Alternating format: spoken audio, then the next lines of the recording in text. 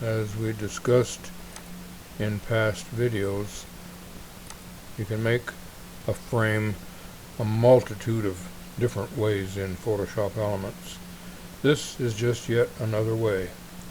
So you have to duplicate the original picture, so you can do that by right-clicking on the original and choose duplicate layer, or you can hit the keyboard controls, Control J, and that does the same thing.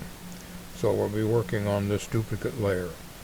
Okay, let's go right over here to the top and go to Layer. Go down here to Layer Style and choose Style Settings. This brings this pop-up, and we're going to be working with stroke in this, and then possibly bevel. But we hit stroke, and that gives us this option. Color, you can choose whatever color you want. We'll go with takes that one there. And now the size. But before we do that, you need to remember, change the outside setting to either inside or center. I'll do it inside for this video. And now, as you adjust this slider, you see the frame appear, get wider and wider the more I go to the right.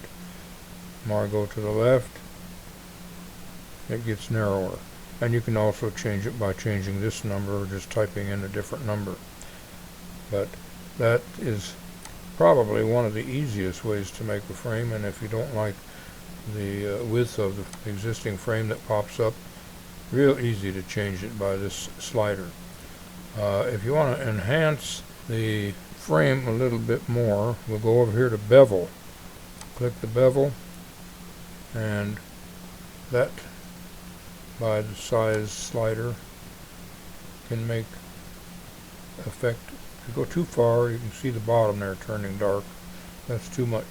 So we'll go back here and just back off to where it's just about there, where you can see the effect on the edges. Now it looks like it kind of rounded off the edges of the frame instead of just being a flat frame.